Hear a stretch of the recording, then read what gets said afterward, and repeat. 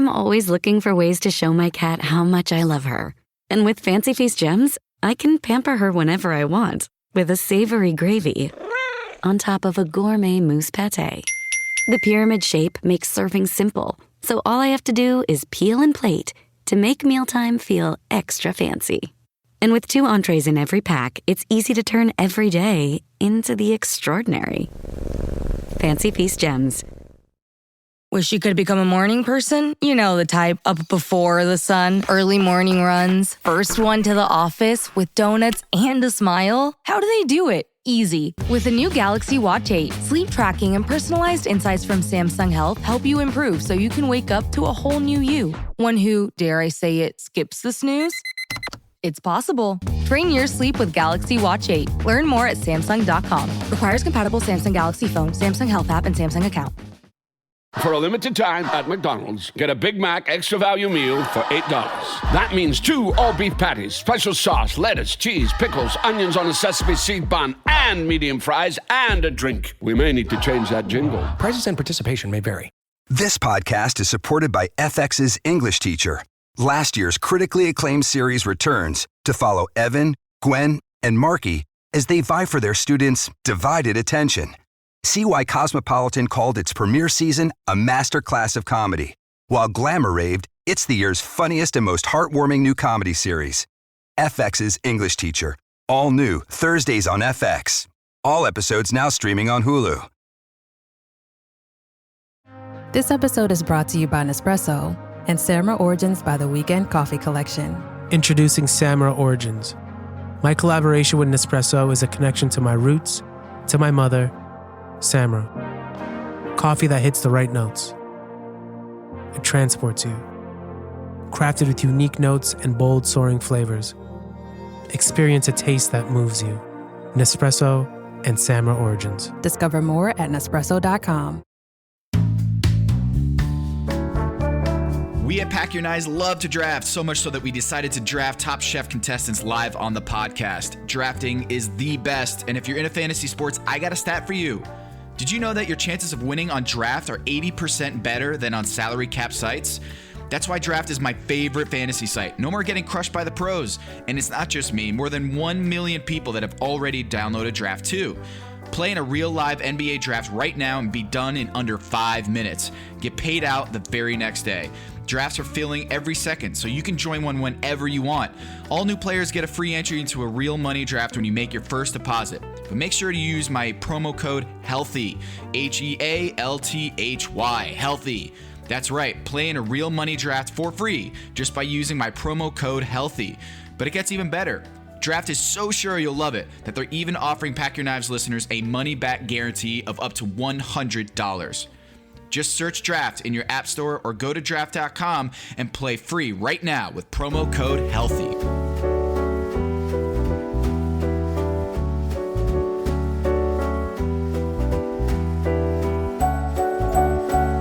It's Pack Your Knives. I'm Kevin Arnovitz. And I'm Tom Haberstroh. And we are joined today by a very special guest, Chef Chris Scott, chef owner of Butterfunk Kitchen. You might know him as Amish Soul Food Chris. He is currently knee-deep in the competition of season 15. He has served as the executive chef for CNN and Time Warner. The man has cooked for Barack Obama and Nelson Mandela, among many others. Chris, how are you? I'm doing great, man. Thanks so much for having me here. Thanks for joining us. All right, so Chris, we generally just start with a recap. We kind of just do the post-game analysis. It was a really fun episode, Tom. I mean, we got the complete the twist of the season here, right? We got they dump in not one but two returnees from Last Chance Kitchen, put them right back into the competition. Give me your kind of early analysis of that Last Chance Kitchen turn. Yeah, this was a twist. Of course, Chris, you were blindsided just as well as we were when you walked into the kitchen. You were thinking it was a quick fire. Yeah. Right. So, all right, here's what happened. Last Chance Kitchen has been running side saddle to the show. And last week, Tyler was eliminated from Last Chance Kitchen, which meant that 3 chefs were going on: Leanne, Kwame, and Claudette. And as far as I understand it, one of those was going to move on, and the other two apparently were going to get eliminated. Pack your knives and go from the show. I didn't really understand that at first, but when Kwame was eliminated and they chose Claudette and Leanne, this was a stunner. Tom Colicchio comes out, says one of you will move on. Padma comes out with the shirt, with the chef coat, and so we're expecting one winner to move on into the competition. And Tom gets cold feet and goes with a tie, which means that Claudette and Leanne would move on. And I'm sure, Chris, your head was spinning just like ours was. Yeah, I mean, first off, I was definitely rooting for Claudette to get back in. So I was certainly pleased that she made it back in, but to get Kwame or Leanne in the mix, I mean, both of them are hardcore as hell. Yeah.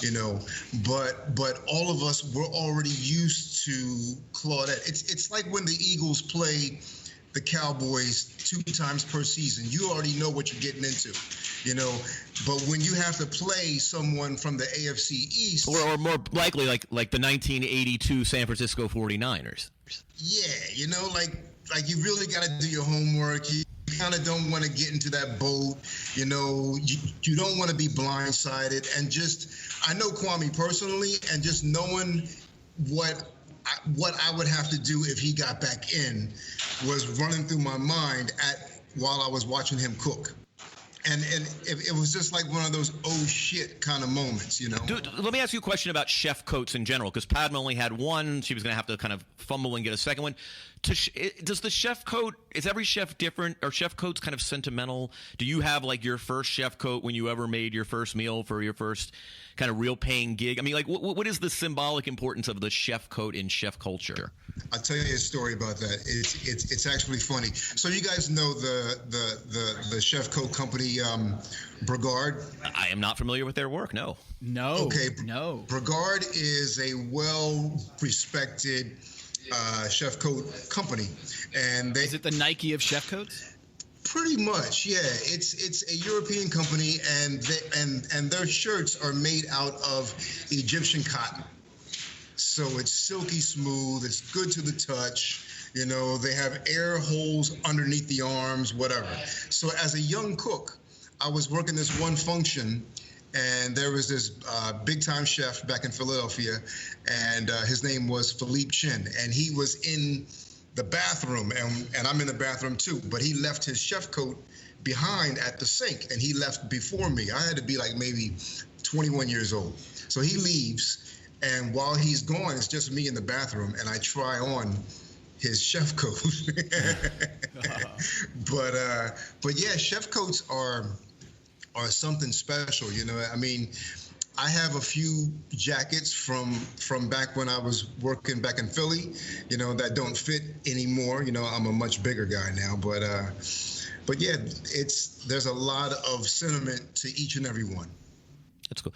Let's run through the episode, and then we got a ton of questions for you. I want to delve into Pennsylvania Dutch cooking. I'm going to Philly for 5 days next month, so I need a full set of both highbrow and lowbrow recommendations. This couldn't have come at a better time. I'm starting to make reservations. But let's run through the episode. We want your input on this because it's this sort of the post game analysis, if you will, and So we didn't have a quick fire. I mean, basically, we had the big turn, and then they send you guys off into Estes Park, which is Rocky Mountain National Park. I've been. What month of the year was this? Because that stays snowy till May and June.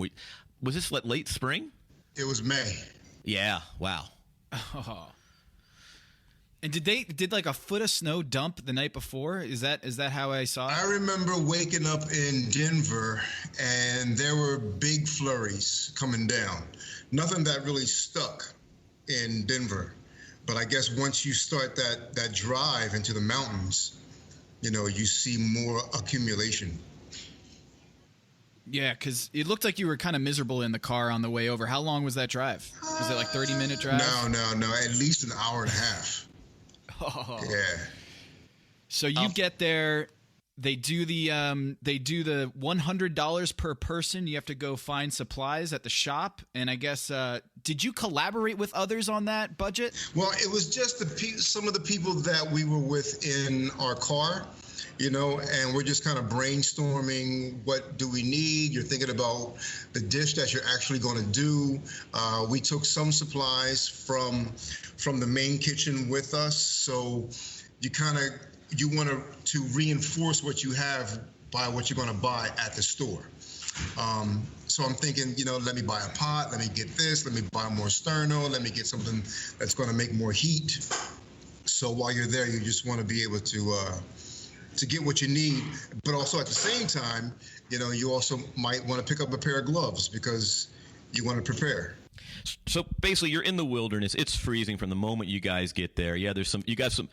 Give me the misery power index. And it seems like Fatima would be a candidate for up top. Like Tanya, clearly, she is from Oakland, California. This is not a thing she does better. Who are the most miserable, just from a primal standpoint, most miserable teammates here? I mean, I'll tell you just from my point of view, but I would say that people of color do not dig cold weather. So, but now Carrie's got she's from Idaho. This is par for the course. It's always cold there, and she's pretty much setting up camp for everybody. Yeah. I mean, once we realized that we were sleeping over, and they busted out the tents, half of us were like, I don't even know how to set this shit up, But she was incredibly. Her and brother knew how to pitch a tent, and they helped out quite a bit. Now wait, did you draw knives for the sleeping arrangements? How did this go down? How do you pick which tent? No, we just there were 3 tents, and there was one that was kind of further away from the group, and sort of on an angle up the hill a little bit, to where you can kind of look over and see what people are doing. And me and brother and two, we slept in one tent there because we were the ones that dug out that section. So we figured, you know what, we're already standing here. Let's build this tent. Let's throw our shit in there. This is ours. Well, it seemed like there was a little bit of gamesmanship. I don't know if this was intentional by you, Chris, but it's on the editing from the episode last night, it was becoming very clear that two was getting inside his own head about his dish. Now, do those conversations about what you're conceiving about the dish and the discussion about the strategy, right. I'm sure that discussion happens all the time, but it seemed like your discussion with two, whether you intended this or not, was rethinking his dish. What do you remember from that conversation? Well, I tell you, man, that happens all the time. I mean, you'll think of something that you want to make, and then you'll have a little bit of time on your hands. Like I said, we had about an hour and a half drive. Man. So you're thinking about your dish, and then you're thinking about this, and let me add that, let me subtract this, let me do this, and then you get there, and then you're dealing with the outdoors, and then that switches again, and then maybe you go to this camp store, and they might not have the pot you want, or the set of tongs, or the skewers that you need, and then you switch it up again. So that whole process of second guessing, and I mean that we all dealt with that shit. It seemed like and that's the killer.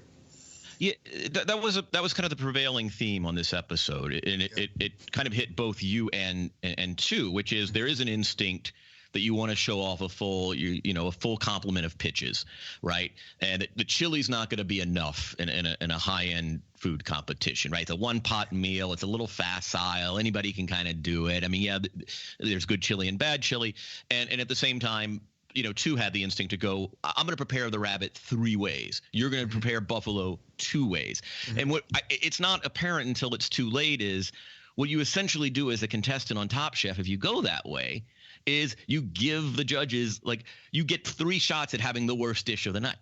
Yeah. And so I mean, in Two's case, he probably increased his probabilities of getting eliminated 3-fold. In your case, you increased your probability of getting eliminated 2-fold.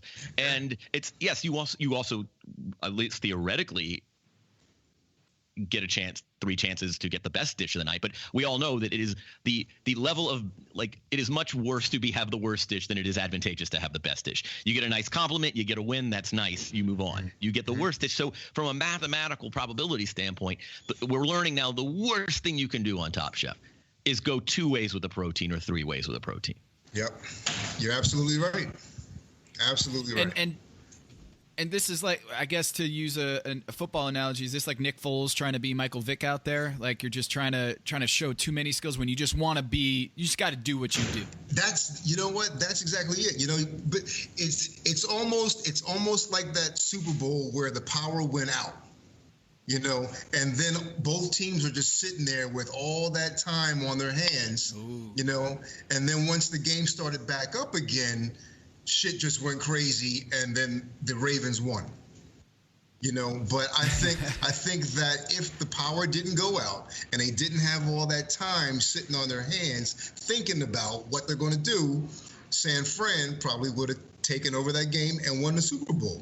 And that's the issue with us, is that we just, you had that car ride up, and then there's so many issues, and there's all that shit comes into play, and it makes you second guess yourself over and over and over again. It turned out, by and large, that the group had a really good night cooking. And I thought Gail Simmons said something really interesting during the deliberation process, which is, the more limitations we give them, the better they cook. Mm-hmm. And, it was interesting because I got to tell you, like, 2/3 of the episode, I'm thinking, like, there are going to be a lot of bad dishes. I mean, look, this person can't get their smoker going. This person doesn't even have an oven. They're inventing an appliance. This one is, there's no real way to prep. And Tanya's having trouble, and it turned out that actually, by and large, this was as good the median dish on last night was as good as it has been all season. I'm going to ask you about that. Like, in some ways, it sort of prevents overthought if you just have these really stripped down facilities. I don't know. I mean, for me, of course, having a full-on kitchen, you can kind of do a lot more. I think for some of them, like some of those guys are just totally just geniuses, and also with the product that they had, sometimes if you get something like trout, it's probably a much better thought process of what your final dish is going to be than when you get like a super lean meat, or like buffalo, like I did, or a goose, because who the fuck is taking goose on a camping trip? You know what I mean? I do that all the time. What are you talking about, Chris? So it's like, when you have, there's a bunch of elements that come into play that either streamline your dish or just fuck it up. What is a fumet? A fumet. I'm sorry. A fumet is it's like a fish stock. Like a very flavorful, enriched fish stock where you take your bones. Sometimes you can take the bones raw. Sometimes you can take the bones and roast them to bring out more flavor. Then you usually deglaze with like a little bit of wine or some type of alcohol. And then you throw in like herbs if you wish, or juniper berries, or any type of flavorful seeds, and then just kind of create that stock. Hey, yeah, because Joe dropped in the fish fumet, and I was like, "Is that a cocktail? Like, what is that?" Because Gail was all about it. She said she was freaking out about that fish fumet, and at first I was like, "Oh, that's a bad sign." Right. But was that like a complimentary drink? And that seems like a. Once again, Joe Stash is flexing a little bit with his culinary skills. The way that I know Joe, and also taking that camping aspect into it, like rather than pouring the fumet onto the plate, which you would do, here you are in a camping-like atmosphere. You know what? Let me put my fish on the plate and then pour that warm fumet into this metal cup where my hands are warm. So I take a bite of the fumet, I take a bite of the fish and take a sip of essentially the sauce, and it's comforting, it's outdoors, like it's camping, it totally fit that mode all the way live. Yeah, that was what was, I think, cool about his dish and obviously Carrie's, was they kind of incorporated the motif into the actual preparation and into the service, which was cool. Like, it was like, oh, hey, if you had an overly cutesy restaurant whose theme was, hey, you're eating at the campfire, like that's actually what you would do. Mm-hmm. That's exactly it. I'm gonna call Fatima Fati Pippin. for Scottie Pippen. She is such a two-way player. She is great in the competition, but also just a great soundbite. When she was talking about Carrie's oven, it was amazing. She made an oven out of snow. Who does that? Right. And then she had about 100 quips in this episode where it was just gold. It was so adorable to hear her explain her experience and her fright about being out in the cold. She's never been camping before. She's never dealt with this in Pakistan and all this. It was awesome. Is she as just adorable in person as she is on air? Fati is a sweetheart. I tell you a story back at the cast house. There was one time where we were about to all go to sleep, and Fati found a moth in her room. And she bugged the hell out. And I think she pretty much hired all of us to get this moth out of her room that night. It was just like shoes flying, throwing, buckets of hot water at it, like anything to get this moth out the house. She does not like bugs, but she's a sweetheart. Well, what are some of the house dynamics like? I mean, are there neat? Does it ever become a neat versus messy thing? Does it ever become an early versus late thing? I mean, living in close quarters is just really, in general, look. I haven't lived with anybody since I was 18, so I mean, I don't have much faith. I can't imagine, and it's and we talked about this with Richard Blaze. It's kind of an underexposed part of the program. Like, they don't do a lot of house dynamics, Well, let me tell you, I would tell you this is that we are the best group of friends probably in the history of the show. For example, on the days when we weren't cooking, we would wash clothes and everything.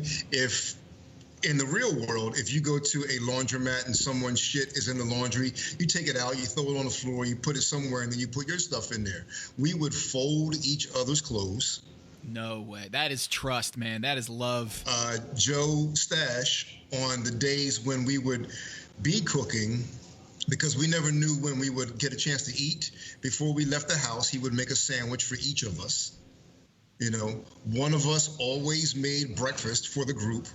And on Sunday, Bruce made a big ass pot of Sunday gravy. So whenever we could for dinner, we would break out the Sunday gravy from the freezer, make whatever we made, and we would make pasta at the house. And we would make dinner for each other as well. Like, we really took care of one another. Now, were you kind of freestyling with Bruce at the house too, or was that just out in the Estes, you just felt like you guys were having a moment? I think that was just like a one-time thing, yeah. Yeah. Wait, so he brought a guitar? How did that happen? That was amazing. I think it belonged to one of the producers.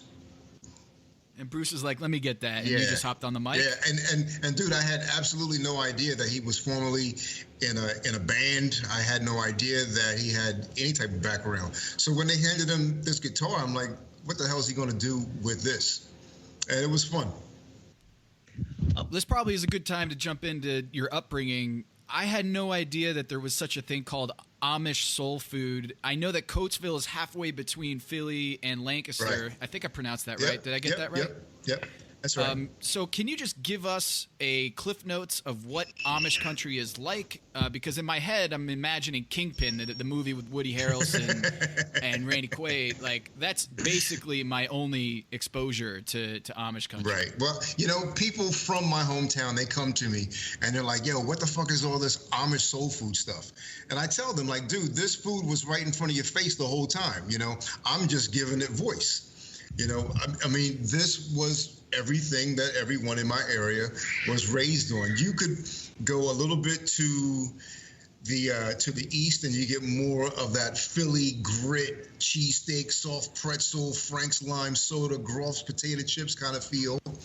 Or you go west and there's the whoopie pies and the chow chow and the funnel cakes, the elephant ears, the country ribs and, the meatloaf, the country gravy, the sassafras, all that shit.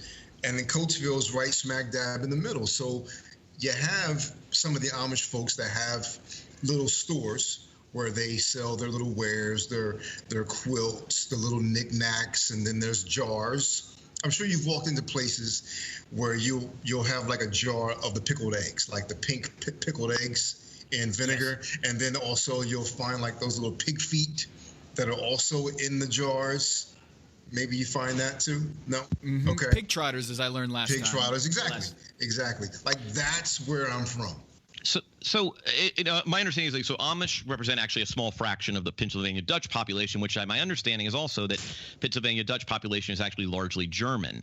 So some of I know so little. It's not a part of the world I know that well. I mean, but can we go through the following, like shoe fly pie, Lebanon bologna, pot pie, and yeah. So shoe fly pie is what basically it was a crumb cake or a chest pie. What are we talking about? Shoe fly pie. Shoe fly pie is essentially a molasses pie. You know, it's molasses, it's baking soda, it's water, it's a little bit of flour. You bake that, and then halfway through the process, you throw in flour, butter, a little bit of salt into the bubbling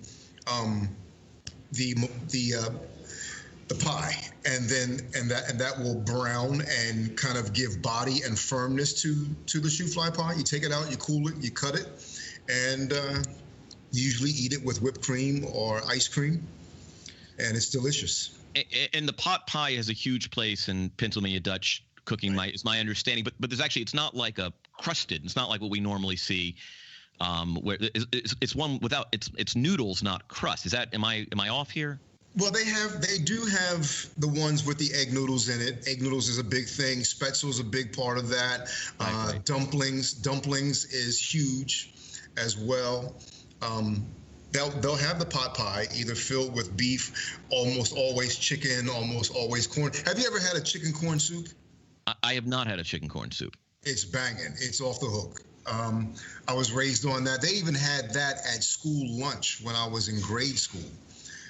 The chicken corn soup. Basically, it's like a really rosemary-ish cream corn chicken stew. Is I guess the best way to describe it.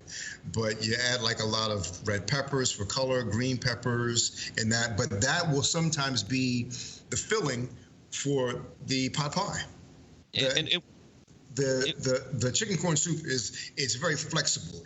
Like you can have it as your soup, you can have it as your stew, you can have it as a filling for something. It's versatile. And what is the sweet and sour thing in each meal? Like, what was it like? Every meal has to have X number of sweet and X number of sour notes. Is that a right? Well, I even think that some of that influence comes from that German influence of the sweet and sour, because you think about like all the krauts and the sauerkraut that the Germans do, and the Amish, they fuck with that as well. You know, there's a lot of sweet and sour, and the sauerkraut influence with that, a lot of caraway seed, a lot of rye, you know, where those flavors and those components come into it as well.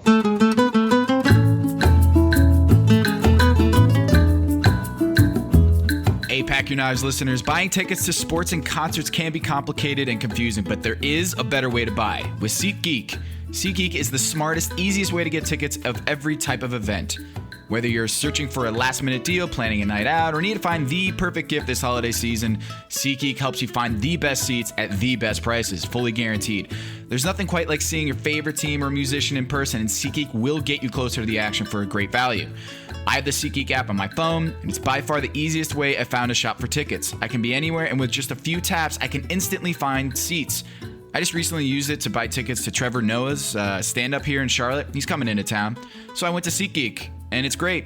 It's designed to make your ticket buying experience easier than ever. SeatGeek saves you time and money by searching multiple ticket sites to compare and find amazing deals. And to get you the most bang for your buck, SeatGeek grades every ticket based on value to help you immediately identify the best seats that fit your budget. Plus, with every purchase, it's fully guaranteed, so you can shop for tickets on SeatGeek with confidence. Make SeatGeek your go-to app for finding the best deals on every type of ticket, from sports and concerts to comedy and theater. Best of all, my listeners get $20 off their first SeatGeek purchase. Just download the SeatGeek app and enter promo code HEALTHY today. That's promo code HEALTHY, HEALTHY, for $20 off your first SeatGeek purchase.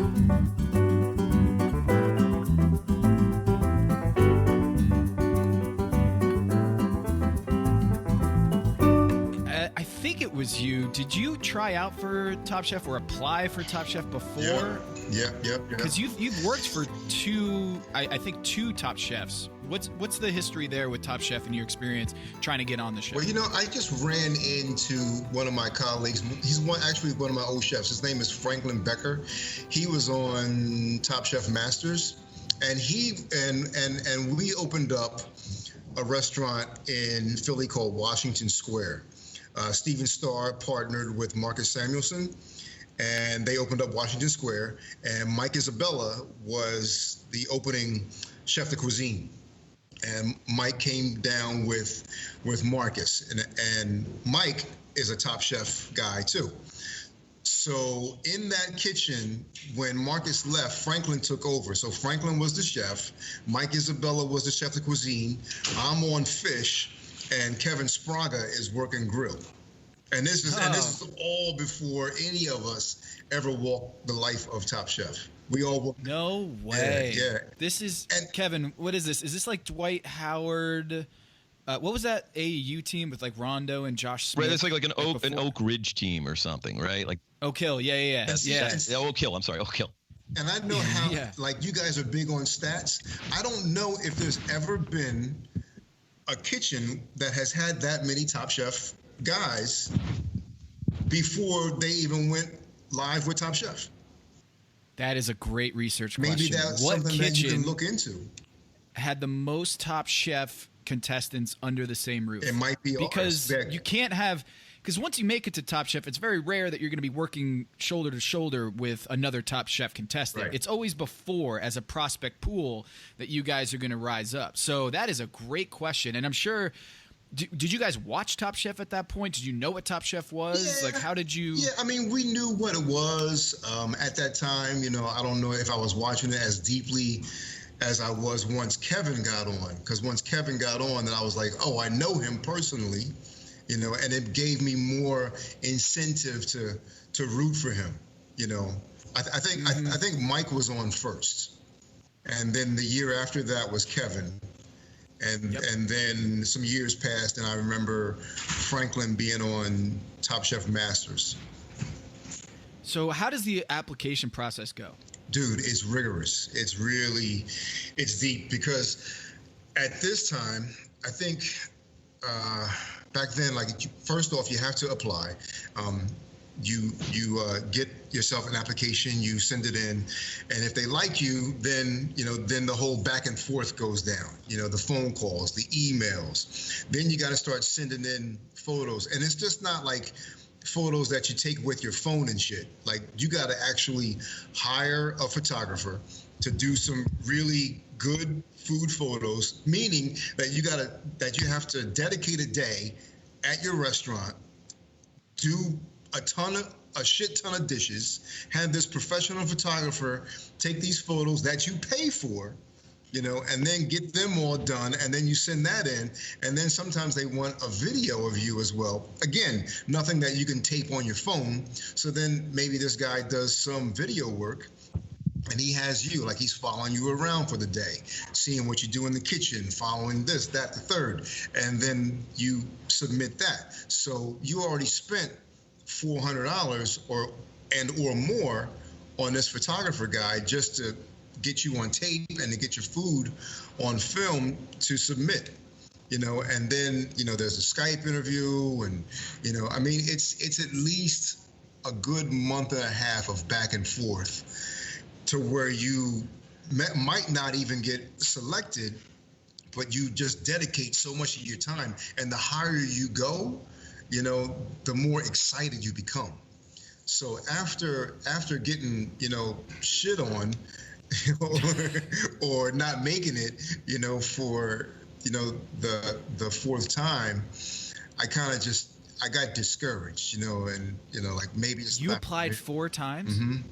Wow. And I tell you then this, a 5th to get on? Right. And I tell you this, is that there was a girl that I graduated from high school with. Her name was Joy Crump, and she was on, I think, season 12 or 13. And I remember that I would always like wait for the release date for Bravo to give out the names. And I thought, okay, today's the date. Let me go see who's on this season. And when I saw her fucking name on there, dude, I almost lost it. Like, really? You got this girl on here? You know, I mean, don't get me wrong, I love Joy to death. You know, we went to high school together and everything. But it was just like, man, you know, how much of my soul do I have to sell to the devil for me to get on this damn show? Listener, listen up. This is important, okay? I'm going to try to save you some money here. If you're still overpaying for wireless, it's time to say yes to saying no. At Mint Mobile, their favorite word is no. You may think like, oh, that's bad. No contracts, no monthly bills, no overages, no hidden fees, no BS. Here's why I said yes to making the switch and getting premium wireless for $15 a month. You heard that correctly. $15 per month. Ditch overpriced wireless and the jaw-dropping monthly bills. And of course, there are all these hidden fees and stuff, but at Mint Mobile, plans start at $15 per month. All the plans come with high-speed data, unlimited talk and text. You're not doing like weekend and nighttime minutes or anything like that. And it's delivered on the nation's largest 5G network. Use your own phone. Don't have to get a new phone. Use your own phone with any Mint Mobile plan and bring your phone number along with all of your existing contacts. I switched months ago. People have asked, did you actually switch? Yes, I actually switched months ago. And I don't know what to do with all this extra money. I've cheated the system here. I've rigged something. This is an Ocean's 11 situation where I'm stealing wireless from Mint. That's how good a deal it is. Ready to say yes to saying no? Make the switch at mintmobile.com/dings. That's D-I-N-G-S. That's mintmobile.com/dings. Upfront payment of $45 required, equivalent to $15 per month. Limited time new customer offer for first 3 months only. Speeds may slow above 35 gigabytes on unlimited plan. Taxes and fees extra. See Mint Mobile for details. Hello, listener. It's producer Mays here to talk to you about Kindred. Now, close your eyes like Owen Wilson during a job interview and imagine a way to travel that feels personal, comfortable, and connected without the price tags and the sterile feelings of hotels or short-term rentals. Now open your eyes and stop using your imagination because Kindred has made it very real. That's exactly what they do. Kindred is a members-only home swapping network. It's not a hotel. It's not a short-term rental. It's a smarter way to travel where each stay feels like home. Here's how it works. With Kindred, your home is your ticket. You earn credits by hosting fellow Kindred members, and then you use those credits to stay in over 220,000 homes in more than 100 cities worldwide. There are no hotel costs or rental fees, just the credits that you've earned. Every stay comes with white glove service, 24/7 trip support, and $100,000 in host protection. Make it easier for you to travel and enjoy yourself and not worry about details. I've used Kindred and I found an amazing home for a weekend getaway in an idyllic location with amazing views and great ambiance. It had everything I needed. And the best part was, it cost me $0. So apply now at livekindred.com and use code DINGS to join for free. Plus, you'll earn 5 nights of travel credit just for signing up. That's right, that's 5 whole nights for free at livekindred, KINDRED.com, code DINGS, DINGS, livekindred.com, code DINGS. Hello, listener. It's producer Mays here to talk to you about Quince and their cookware. Cooler nights mean cozy meals at home, and Quince's cookware has made fall cooking so much more enjoyable. Their pieces deliver the quality and performance of luxury brands, but at a price that makes sense. And they look gorgeous on the stovetop, too. No matter what item you need to complete your kitchen, Quince has you covered. With 5-ply stainless steel pots and pans, nonstick skillets, chef-quality knives, and even ceramic bakeware, which is perfect for cozy casseroles or Sunday roasts. And when you look at these prices, you might think, how is Quince doing this? How do they deliver high-quality items similar to high-end brands that are half the price? Well, let me tell you, they partner directly with ethical top-tier factories to cut out the middlemen and pass the savings on to you. And it's not just cookware. I got myself some bath sheets. That's right. When you're a tall man, you have to use bath sheets, not bath towels from Quince. It's like drying off with the cloud. It's incredible. Upgrade your kitchen for cozy fall meals with premium cookware from Quince. Go to quince.com/dings for free shipping on your order and 365-day returns. That's QUINCE.com/dings, DINGS, to get free shipping and 365-day returns. Quince.com/dings. This episode is brought to you by 20th Century Studios' new film, Springsteen, Deliver Me From Nowhere, starring Golden Globe winner Jeremy Allen White and Academy Award nominee Jeremy Strong. Scott Cooper, the director of the Academy Award-winning movie Crazy Heart, brings you the story of the most pivotal chapter in the life of an icon. Springsteen, Deliver Me From Nowhere. Only in theaters October 24th. Get your tickets now. The family that vacations together stays together. At least, that was the plan. Except now, the Dastardly desk clerk is saying he can't confirm your connecting rooms. Wait, what? That's right, ma'am. You have rooms 201 and 709. No, we cannot be 5 floors away from our kids. The doors have double locks. They'll be fine. When you want connecting rooms confirmed before you arrive, it matters where you stay. Welcome to Hilton. I see your connecting rooms are already confirmed. Hilton, for the stay. Oh man, So that's hard. Yeah, so for a while, I'm looking at Joy. Yeah, she went to. She grew up hometown Coatesville, Pennsylvania. Yep. How about that? Yep. Oh, that is random. I mean, a small city or small town turning out has two. Top Chef that went to high school together and graduated in the same year. Yep. Really is Oak-Hill. But so then I straight up boycotted the show. I didn't watch it. I didn't want to hear nothing about it. I didn't want to look and see if there was anyone that I knew. I was just done. Top Chef was just that part of me that I had to come to terms with. I'm never going to get on the show. I'm going to keep on struggling. I'm going to do my best at what I do, and just hopefully, my food will speak for itself, and it'll get some type of world press or national press or citywide press. Yep. And I'll do it the old-fashioned way. And so, and then my wife and I, we opened up the second restaurant, and we had a couple kids.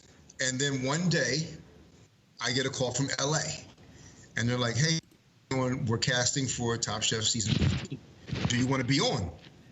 And I thought, and you're like, "Man, I don't know, man. I don't know, guys. Well, I've been down this road 4 times." Right. Well, I told her no.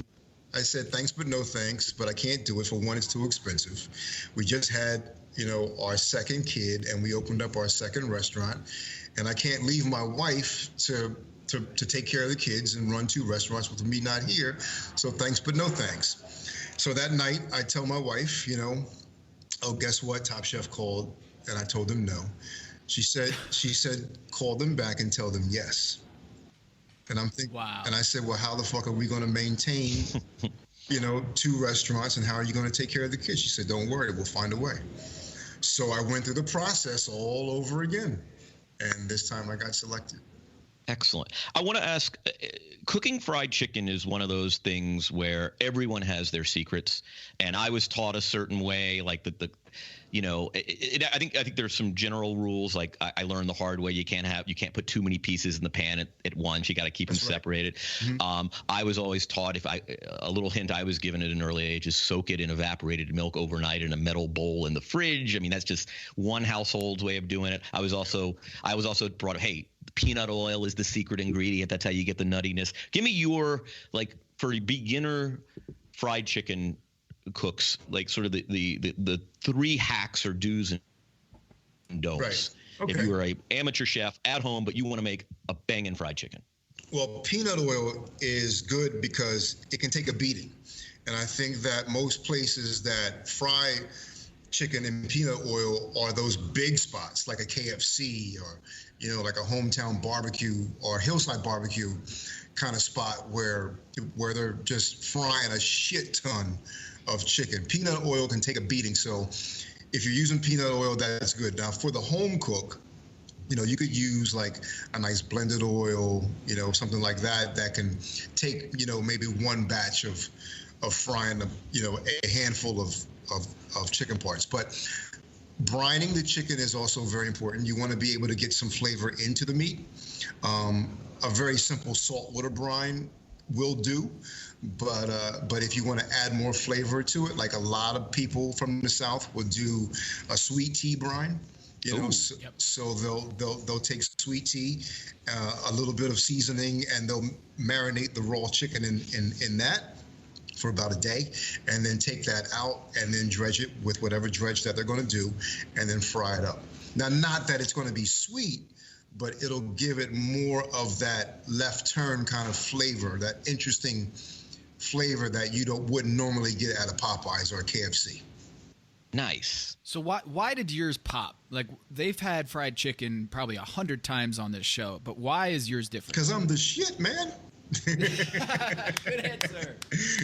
Now, well, with the way that I do mine, like I said, everybody and their mama is doing, sweet tea brined iced tea or sweet tea brined chicken. Growing up in my house, there was always Kool-Aid. Black people always loved Kool-Aid. We had Kool-Aid in the fridge all the time. There was iced tea, of course, and lemonade. And when I was coming up with the menu here at Butterfunk, I thought, well, what ingredient could I do that would really bring out the flavor that speaks to me, speaks about my personal background? And I thought, you know what, let me fuck around with this lemonade recipe. And it wasn't, now when I say it to people, they always think that it's like some super sweet, country time, type stuff, but it's not. What it is, it's like a lemonade brine. It's lemon, it's the zest, it's garlic, it's a shit ton of sage, there's fresh thyme, of course there's salt in it, I'm writing this down on my recipe for fried chicken. Shit ton of sage. Sage is a beautiful thing. Right. So that's your lemonade brine, and then you soak your lemon or you soak your chicken parts in that. And then after that's in there for about a day, I take it out and then I keep it in buttermilk until I'm ready to dredge and fry. Oh, okay. And so just for the amateur chef, I just got, it's a big week in my life because I got the fridge for the garage. So now I can do, that's a big thing because now I can like put chicken out there for a day. What am I doing in just a big aluminum? I mean, am I using Pyrex? What am I keeping the marinade and the brine in the chicken? If you just want to use a bowl, if you want to do a glass bowl, okay. I mean, of course, I do mine in bulk and I do it in big ass Lexans, which I made of plastic. So if you have a glass bowl, that's fine. If you have a pan, that works as long as it's covered, and then that works fine. Good. All right, let's talk Philadelphia. I got a chance to go there last year on a business trip and had a great time. Didn't have as many days as I wanted, but I did get to John's Roast Pork for the first time which is on Snyder in that industrial area east of the Delaware Expressway. I'm already booked, I think, to Zahav. Absolutely. Yep. Highbrow and lowbrow, because I mean, obviously, I want to eat some places with chefs who are really ambitious, but I also love just old American cities like Philly just have institutions that walk up or whatever. I mean, give me your kind of power index. Okay, so of course, as soon as you get into Philly, you're probably going to come across the Betsy Ross, or you're gonna hit South Philly first. Before you even go to the hotel or wherever the hell you're going, swing by Tony Luke's. And you want to get a nice roast pork sandwich with provolone and broccoli rabe. Yeah, what is the broccoli rabe thing? That's the last place, because we think of broccoli rabe these days is at restaurants like yours, where it's sort of an upscale. Hey, we're done with dandelion greens and broccolini. Now we're going into broccoli rabe, and yet you find it at the most down home Italian walk up roast pork.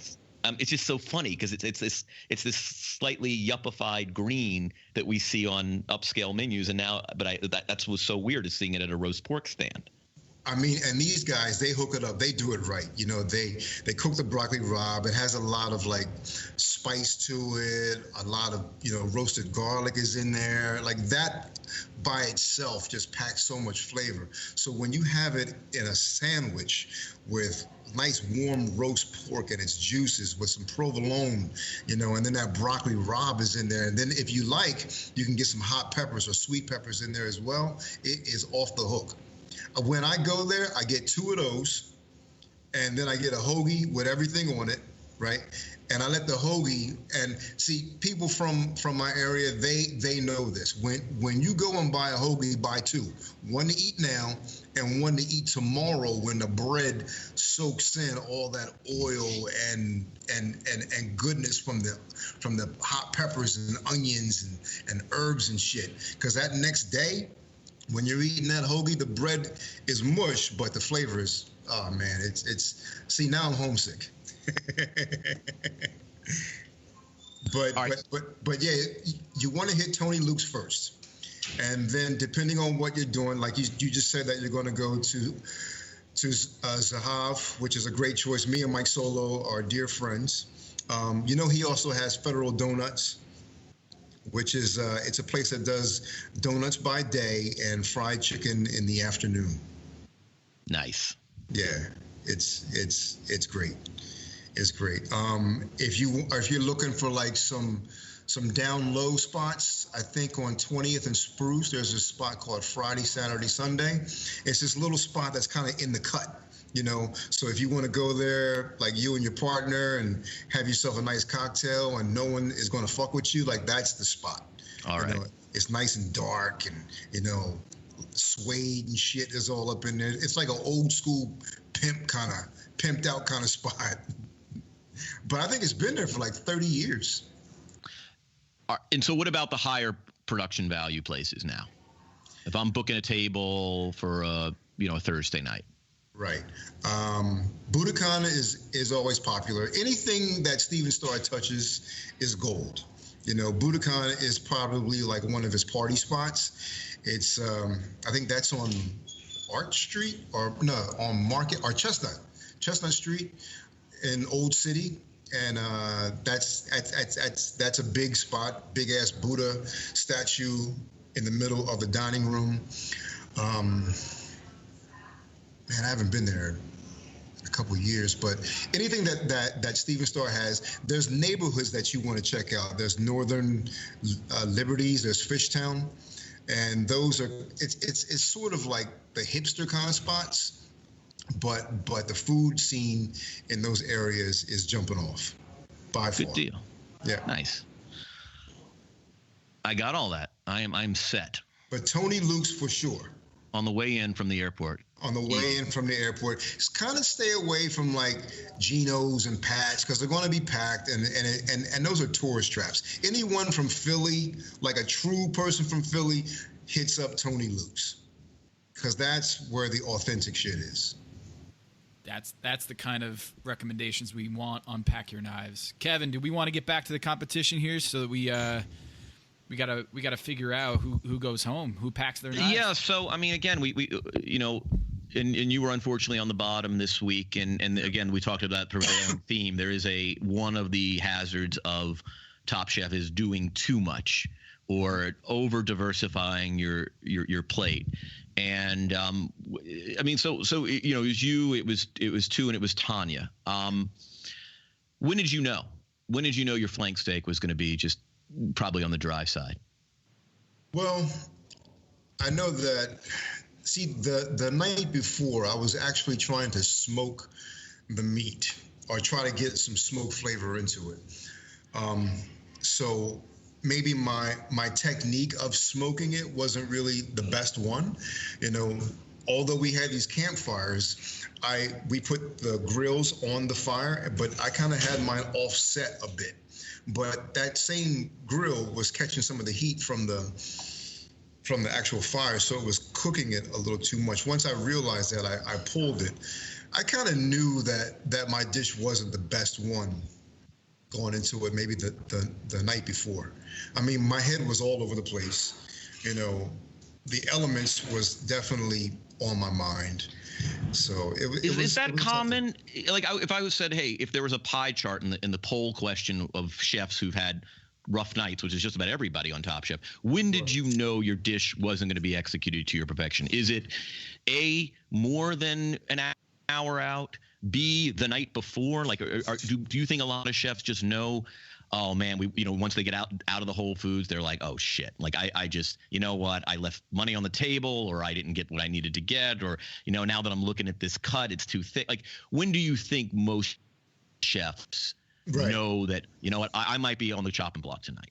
Well, I mean, even when you're still out the night before, even though you might not feel good about it, as chefs, you have the ability to make shit happen. So maybe I can pull the rabbit out the hat, and twist this up a bit and make it work. So I would say that maybe an hour or so before plate up, I knew that it was going to be a tough one. Yeah. Because at that point, you're at the point of no return. Like, you got to get your shit on the plate. And at this point, you can't really tweak or fix anymore. So either plate it or get the hell out. Is there a chef in the cast this season that is particularly good at, like, just pulling a rabbit out of a hat, who is a disaster 15 minutes out and just or 30? I mean, is there somebody on that in that cast that you just, like, their ability to get out of a bases loaded, nobody out jam, you marvel at? You know what? Last night it was Carrie. I thought Carrie was going for a dumpster fire. Not literally, maybe literally, but to do that dish and to cook out of the snow, basically making an oven, baking a cake out of the snow, and then having them all burnt initially. And Claudette's tasting it, and she's like, "Oh, this is good." And then she just pulls that rabbit out of a hat. Mm-hmm. Carrie is very, very, very just coming out of nowhere here. From the first episode, I don't know if you caught this, we did a draft after the first episode, and she was one of the last draft picks, and she has probably one of the most successful starts to the season. She's been doing really well. Yep. I mean, she's just one example of many. Like, we all have that ability to pull the rabbit out of the hat. I guess it's just whatever scenario that we're in that makes us go above and beyond. It's like that Joe Montana to Dwight Clark shit from back in the day. Like you just got to make this shit happen, and you just do it. You close your eyes and you catch the ball. And you see Bruce doing the mandolin cavatelli. I mean, we should have Bruce on at some point and ask, is that on? It's not on his menu right now, right, Kevin? At Union, it's not on his menu. It should be, though. That is so cool. It wasn't one of the 3 pastas we had. No. He should call it. He should call it campfire cavatelli. Yes. Did you see him doing that, like concocting that mandolin? I did. In real time, and were you like, oh shit, man? Well, that's gonna hit. You know what? The thing, because there's so much support amongst us to each other. Like, seeing that, I don't think of him as a threat. I think of him like, wow. And I think that we all look at each other that way. Like, when I saw him doing that on the mandolin, I thought, that's a cool idea. That's great. Good for him. I'm wondering when this switches, when it shifts, when it goes, everyone's a happy family, to, oh man, we're all competing really hard against each other. I want to win that fucking Top Chef, and fuck you, right? Like, I wonder when that's going to happen. But last night, it seemed like Bruce was just destined with that mandolin, and he did his dish. Much like when you did the fried chicken, mm-hmm. It was pretty obvious, to me at least, who was going to win. I had a question, though. Yep. When you're going into this competition, do you have to strategize when you're going to go to that signature dish of yours? Like, are you like, do I bust it out early to make sure I secure a spot, or do I wait? And is it like something in your back pocket where, like, tonight I am going to go with the fried chicken, the lemonade fried chicken? Because, Chris, you knew you were going to, at some point, you knew you were going to go to that dish. I mean, that is your, is your, your go-to pitch. And do you save it? Do you know, I mean, or the heritage just invited it? I put it to you like this. I knew that I was going to come out with one of those components. I knew that I was at least going to do the biscuits. I knew that I was going to do the chicken. I knew I was going to do the greens. I knew that I was going to do the dumplings. I just didn't know where, and I didn't know how it was going to fit in. But when the rules to that particular challenge was the heritage cooking, then I thought, fuck, I mean, I'm going to be able to put all of it into here, and it's going to blow these motherfuckers out. You know?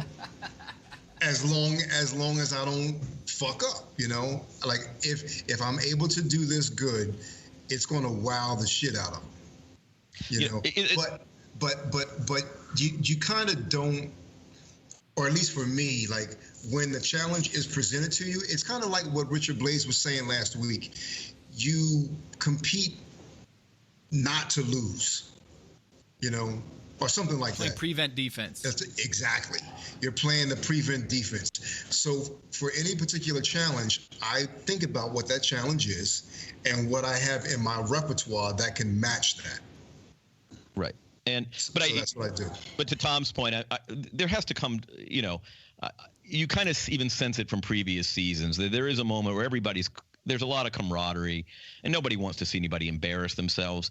Right. But like if somebody, let's just say, there comes a time when the competition gets thick where if somebody misses the front end of a pair of free throws, you know, even though you like them, it's like, not the worst thing in the world that they're, that they, you know, they ran into a little trouble. Because I mean, at the end of the day, you get to that point in the competition where people are no longer being eliminated for errors. It's, hey, all these dishes were great, and we had to kind of pick nits here, and small things now become magnified. Exactly. To quote Randy Jackson, you're in it to win it. Right. At some point, you're in it to win it, right? Like, you're just like, I love these guys. I love all these people around me, but I want to move on. And that was tough. We'll just get there. Is that two?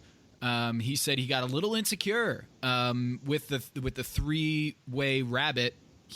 It didn't look very appealing. Like, I think it was Padma, or maybe it was Gail just said it looked like they put three meats on a plate with little garnish, and that must have been tough. Kevin, I know for you that was your number one draft pick, right? Yeah, you know, I had two, and it was funny. I had two because I love the profile of the cooking. Also, I get a sense that, you know, doing a pop-up pretty aggressively as he's been doing, I thought would be, you know, really good preparation for Top Chef. Because, you know, running a pop-up is pretty intensive. It's pretty ad hoc. And what is Top Chef if not ad hoc cooking? But I'm disappointed. You know, I mean, listen, it was a rough time. All three of the chopping block contestants, including Chris, are on Team Kevin. So I knew I was taking a hit last night, and it's rough.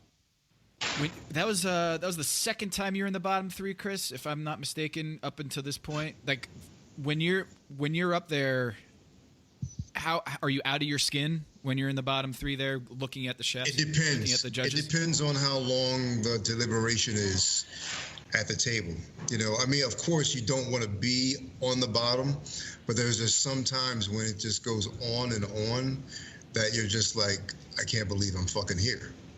You know, that's all you're thinking in your head. Yeah, like, wow. Because then you're hearing it, you know, in depth, and like all the meat of it is coming at you, you know, and it's just it's definitely not a good place to be. That's for sure. Hey Chris, we really appreciate the time. Absolutely, brothers. It was, you know, I follow this every week, and I play it for my staff, and we get a kick out of it. You know, it's. Wait. You play it for your staff? Mm-hmm. So you're all in the kitchen, you put on the speakers, and you go? And we prep while listening to you guys. No way. Oh, man. Now I feel like, for some reason, Kevin, that makes me more nervous, is that I know that there's like an actual audience of chefs listening to this show. We're huge in Brooklyn. I mean, what else do you want in contemporary life in the 21st century? You guys are doing great stuff, and we love it, and we appreciate it. Well, thank you so much for coming on, and I promised you a soapbox 30 seconds, and you can go over. I'm not Padma here. Actually, before we get there, there was a person on Twitter who said something that was so fascinating to me, and I got to bring it up here on the pod. Let's see. When Padma says, hands up, utensils down, isn't that backwards? Shouldn't it be utensils down, hands up? I guess so, yeah. I mean, yeah, that makes sense. Unless you're going to hold the knife in your hand and just drop it onto the table. Right.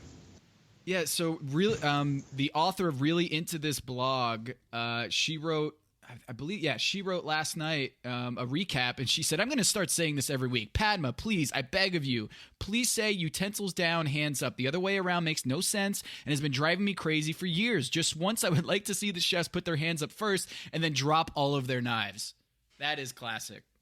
That is funny. So it is a real pleasure to talk about this show on the podcast, like we're covering the NBA, and I'm glad you guys are enjoying it.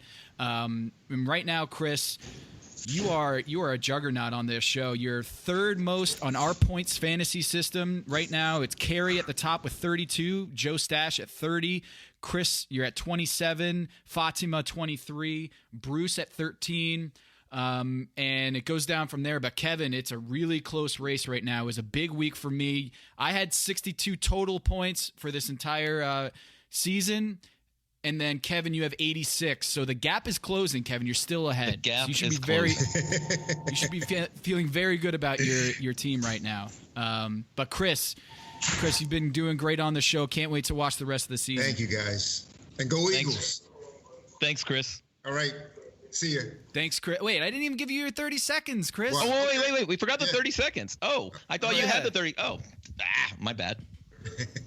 No, I got it here. It's still rolling on my end. Chris, if you want to take the wheel and give your message to the Philly owner, go for it. Let's go.